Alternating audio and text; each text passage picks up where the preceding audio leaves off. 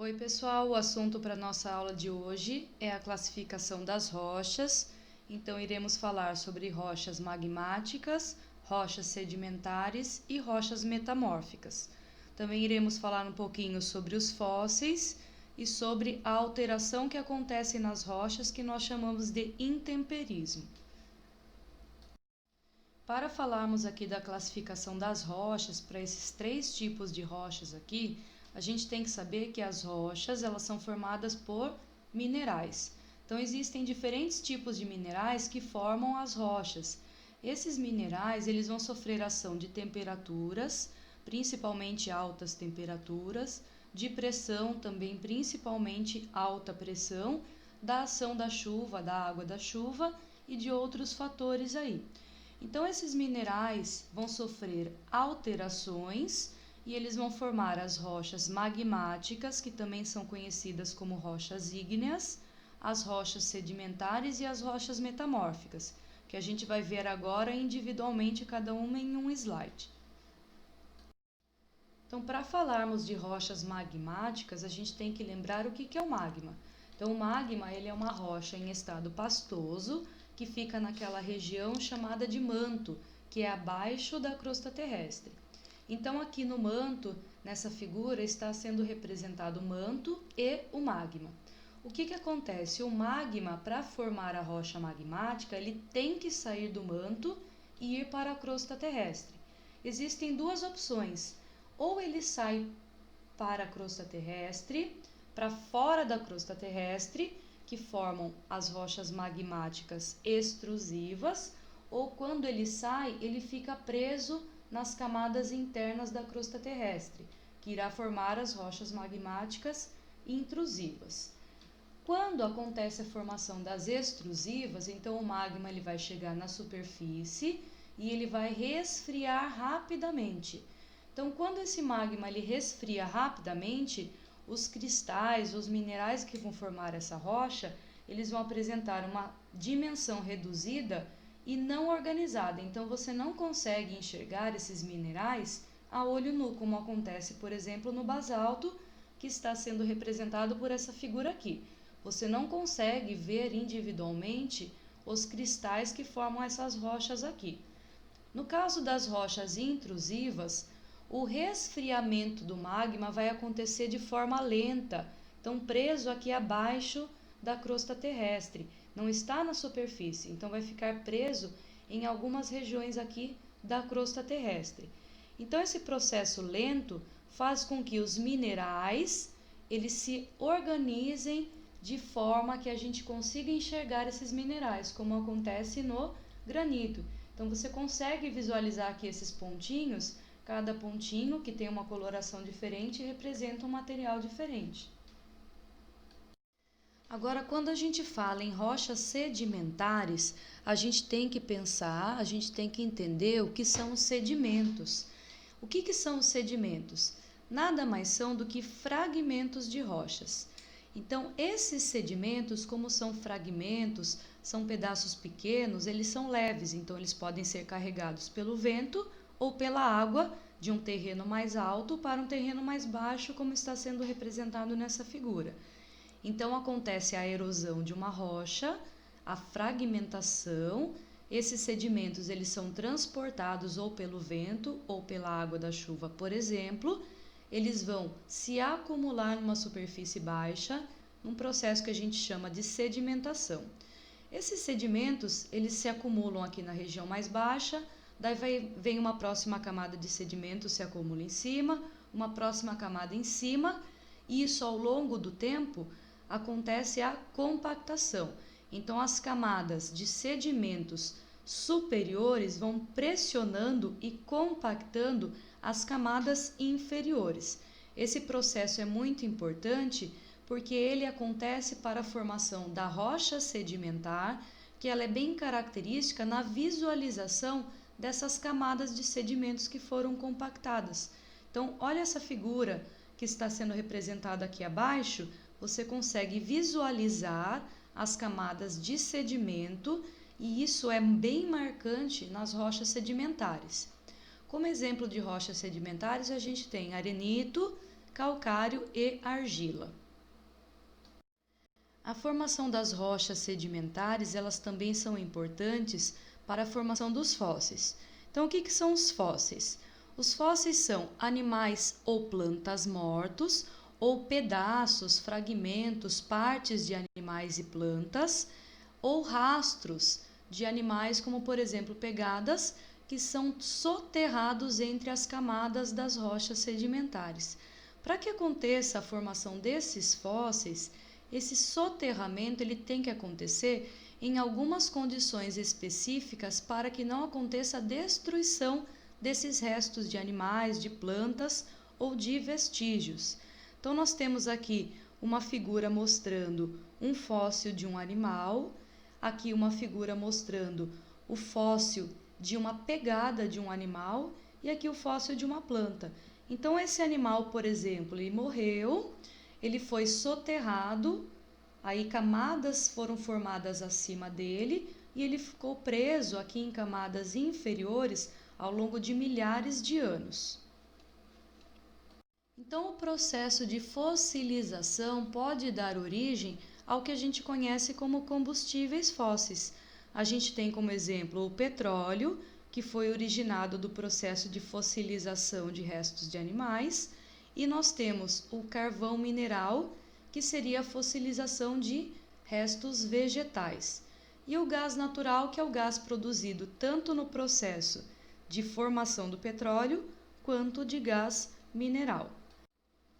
Então, quando esses materiais orgânicos, que são resultados aí dos restos de plantas e de animais, ficaram presos em camadas das rochas sedimentares ao longo de milhares de anos, sob a ação do calor, sob a ação de pressão, a ação de micro-organismos, esses fósseis foram transformados no que a gente conhece como os combustíveis fósseis. É importante a gente lembrar que, como nós estamos utilizando esses combustíveis fósseis que foram produzidos num processo que levou milhares de anos, a gente considera essas fontes como fontes não renováveis de energia, pensando logicamente a curto prazo. Então, os combustíveis fósseis demoraram milhares de anos para se formarem, nós estamos utilizando, e para termos novos combustíveis fósseis, são mais milhares de anos para se formar. Então, conforme a gente está utilizando o petróleo, essas reservas elas estão se esgotando. E quando nós utilizamos o petróleo, por exemplo, nós queimamos ele para gerar energia. E o processo de queima libera gases, que são gases muito poluentes aí da nossa atmosfera, que vão gerar aí consequências para o meio ambiente. O estudo dos fósseis nos ajuda a contar a história do nosso planeta, do planeta Terra. Então, estudando os fósseis, a gente consegue estimar a localização anterior dos mares, da terra firme, conseguimos descobrir quais são as espécies que viviam anteriormente, conseguimos descobrir como foi o desenvolvimento dos seres vivos desde o passado até os dias atuais, conseguimos determinar quais são as épocas que aconteceram mudanças climáticas, desastres naturais, que causaram aí extinções, por exemplo, dos dinossauros. Conseguimos descobrir o parentesco entre espécies que foram extintas. Isso tudo ajuda a gente a entender melhor os processos de evolução. Olhando essa figura aqui ao lado, que representa a Pangeia, que seria um supercontinente que deu origem aos continentes que conhecemos atualmente, nós encontramos, por exemplo, fósseis aqui na América do Sul e na África, fósseis da mesma espécie. Como que isso é possível se nós temos o continente da América do Sul separado hoje em dia da África? Por conta de evidências de que a Pangeia existiu. Nós temos também fósseis que foram encontrados aqui na América do Sul, na África, na Antártica, como está representado por essa parte verdinha. Nós temos esses fósseis encontrados aqui representados pela essa parte azul, por essa parte marrom. Então, o que explica a ocorrência, a descoberta de fósseis de uma mesma espécie em continentes diferentes? Isso é uma evidência de que a Pangeia ela existiu. Então, para concluir aqui a classificação das rochas, faltou falar para vocês sobre as rochas metamórficas. Então, nós vimos as magmáticas, as sedimentares e a terceira e última rocha são as rochas metamórficas. As rochas metamórficas, elas são originadas de transformações tanto de rochas magmáticas como de rochas sedimentares. E essas transformações, elas acontecem devido à ação de altas pressões e temperatura. Então, nós temos aqui uma figura mostrando, por exemplo, a formação da rocha magmática extrusiva e da rocha magmática intrusiva. Então, a extrusiva ela pode dar origem às rochas sedimentares. As intrusivas também podem dar origem às rochas sedimentares. E essas rochas, tanto as magmáticas intrusivas como as extrusivas e as sedimentares, podem sofrer ação de altas pressões e temperaturas, dando origem às rochas metamórficas. As rochas metamórficas podem dar origem posteriormente também às rochas sedimentares, quando acontece um processo de formação de sedimentos, que seria a fragmentação dessas rochas. Então, como exemplo de rochas metamórficas, nós temos o gneiss, que foi originada do granito, que é uma rocha magmática intrusiva. Temos o mármore, que foi originada do calcário, que é uma rocha sedimentar. E temos o quartzo, que também foi originada do arenito, que também é uma rocha do tipo sedimentar. Essas rochas que a gente viu, tanto a magmática, quanto a sedimentar, quanto a metamórfica, podem sofrer transformações e desgastes ao longo do tempo. Esses desgastes, essas transformações podem ser do tipo física, química ou biológica, ou podem acontecer as três ao mesmo tempo. E essas transformações a gente chama de intemperismo. Então, nós iremos ver agora o intemperismo físico, intemperismo químico e intemperismo biológico. No intemperismo físico, a gente tem uma fragmentação e uma rachadura de rochas, e essa fragmentação e rachadura irá formar os sedimentos, e esses sedimentos precisam apresentar a composição química da rocha original.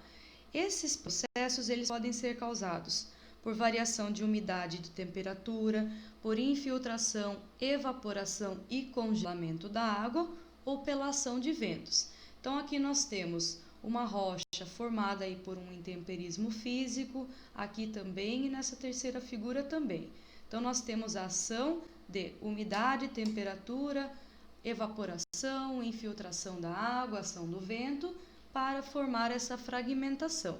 Lembrando que os fragmentos têm que ter a mesma composição da rocha original. Quando as rochas elas sofrem o intemperismo químico, os minerais que fazem parte da sua composição, eles vão sofrer uma alteração química. Isso pode causar, por exemplo, uma mudança na coloração das rochas, como acontece nessas figuras aqui. O intemperismo químico ele pode ser causado pela presença de água, pela presença de gás oxigênio e pela presença de gás carbônico. E a temperatura e a chuva que está acontecendo aqui nestas rochas pode interferir na intensidade desse processo, podem acelerar o processo de intemperismo químico, de transformação dos minerais que fazem parte desta rocha. Então vamos agora aqui para o último caso de intemperismo, que é o intemperismo biológico. Então ele tem a participação de seres vivos que vão interferir na composição do solo. Pessoal, o intemperismo biológico ele não acontece sozinho.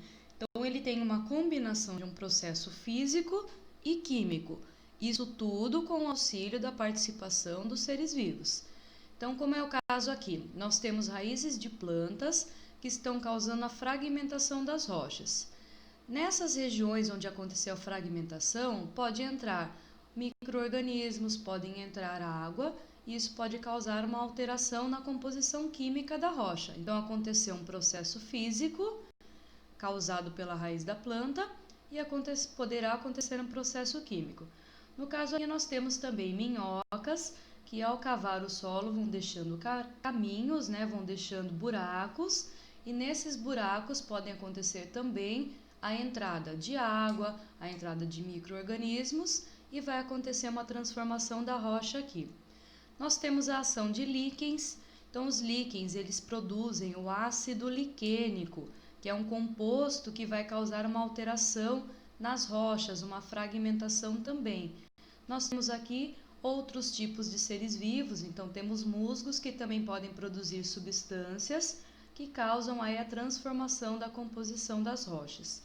E temos também, quando o gado pisoteia o solo, ele também pode causar aí uma alteração que eu não coloquei aqui.